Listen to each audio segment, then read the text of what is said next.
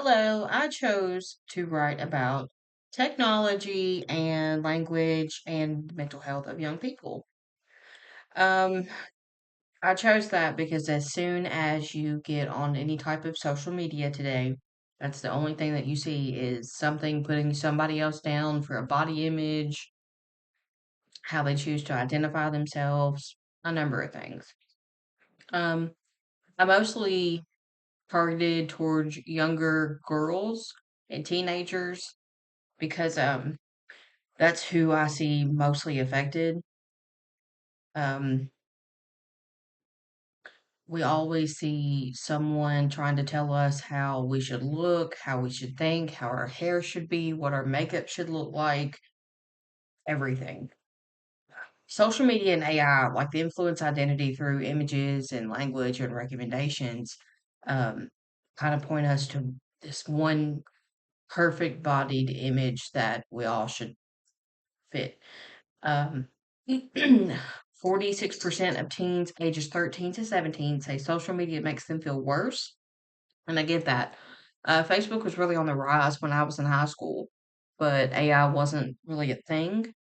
So the only thing that we would have to see was the heavily altered like photos. What was that called? Well, anyway, the heavily altered photos that we would see where they would go in and smooth in their legs, curve them out, give them bigger breasts, fix all their blemishes, everything. Um, I listened to Carroll's TED Talk a lot, and that helped me kind of realize what language means in the digital world.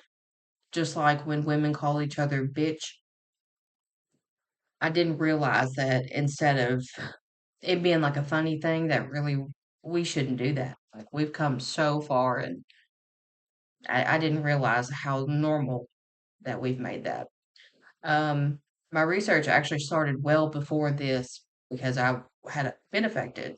I thought that I needed to be some type of way because that's what society and the pictures on social media is telling us and telling me, but like social media is not real anyway. Um, I think that when you fake perfection and the content that feels personal and trustworthy, that kind of what migrates us to that. I think that it completely diminishes mental health because you're going to constantly look in the mirror and think that you're not okay. I've seen a lot of articles how AI really should be heavily regulated, shouldn't be out. In my neighborhood, we had an incident to where some false images were created and it ended up in a teenager losing his life.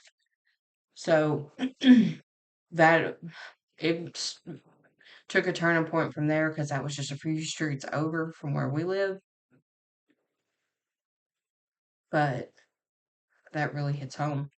So I spent a lot of time looking this up, and it's always the same.